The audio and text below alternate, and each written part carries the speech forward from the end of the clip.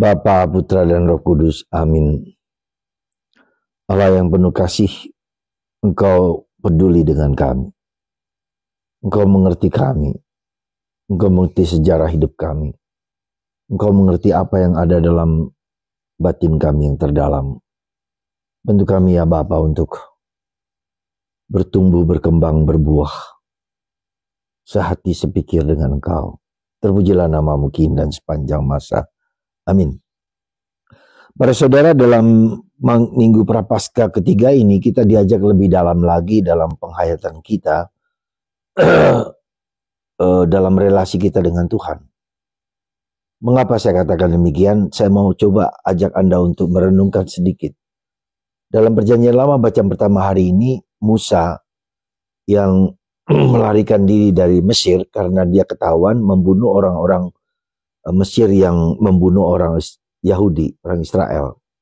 Maka dia sebagai orang Yahudi yang dididik di kerajaan Firaun, kemudian melarikan diri. Kemudian di dalam keluarga Yitro di daerah sekitar Gunung Horeb atau Gunung Sinai. Nah, dalam pelarian itu dia ditampakkan oleh Tuhan semak berduri yang bernyala tapi tidak terbakar. Nah, disinilah suatu hal yang menurut saya sangat penting bagi kita untuk kita sadari. Apa?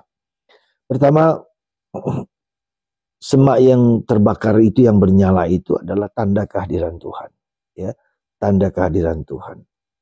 Dan Musa tergerak untuk melihat di sana. Lalu terjadilah dialog antara Musa dan suara yang muncul dari semak itu.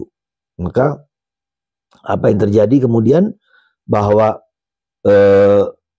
semak itu ternyata adalah kehadiran Tuhan dan terjadi dialog. Nah, apa yang kemudian terjadi? Musa kemudian bertanya apa yang terjadi. Dia dipanggil untuk membebaskan bangsa Israel. Tuhan mendengar keluh kesah penderitaan bangsa Israel. Ya, ini Tuhan sejarah, Allah Abraham, Allah Ishak, Allah Yakub. Allah yang peduli dengan situasi keadaan manusia, tapi situasi keadaan batin kita. Terjadi dialog, ya, komunikasi dan dialog yang bagus, ya. Dan kemudian Musa bertanya, siapakah engkau? Karena aku tidak tahu apa yang harus kulakukan. Aku adalah aku. Nah, aku adalah aku ini adalah Yahweh, yang sering kali kita dalam Perjanjian Lama doa kepada Yahweh, Allah yang peduli, yang tahu situasi batin kita manusia, sejarah hidup kita. Allah Abraham, Allah Ishak, Allah Yakub. Jadi inilah Allah bangsa Israel. Dan inilah Allah bangsa kita yang kemudian dalam perjanjian lalu baru menjadi apa? Bapa yang peduli, yang sayang, yang tahu. Maka bagaimana supaya kita sampai kepada perjumpaan yang begitu akrab ini, terjadi pewahyuan Allah kepada kita, adalah syarat pertama. Kita harus melalui banyak testing, ya. Banyak pengalaman-pengalaman pahit yang testing. Testing itu kan adalah seperti ujian yang semakin banyak ujian, semakin banyak testing, maka kita semakin setiakah kepada Tuhan. Untuk apa testing itu? Dengan cara apa? Menanggalkan kasut, artinya melepaskan ego. Jadi semua proses perjalanan kita adalah proses menanggalkan ego, proses menanggalkan kesombongan, proses menanggalkan dosa, proses menanggalkan ketidakpantasan kita. Maka tanggalkan kasut dan harus naik ke gunung, ya, untuk berjumpa dengan Tuhan, perjumpaan dengan Tuhan. Dan dalam perjumpaan itu Tuhan mewahyukan siapa dirinya. Dia yang mencintai, dia yang mengasihi, dia membebaskan, dia menyelamatkan.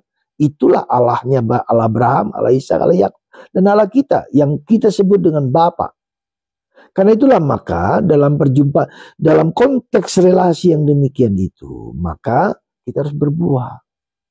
Ya, berbuah. Buah apa? Buah pertobatan.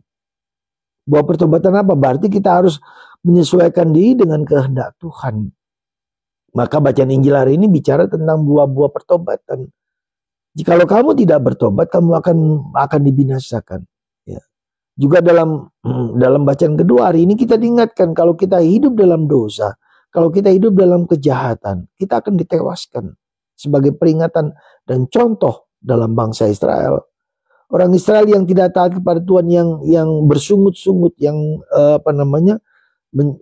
menyembah dewa-dewa, ditewaskan. Maka bangsa Israel di apa? Kemudian dibuang, ya, berkali-kali, dijajah berkali-kali oleh bangsa sekitar.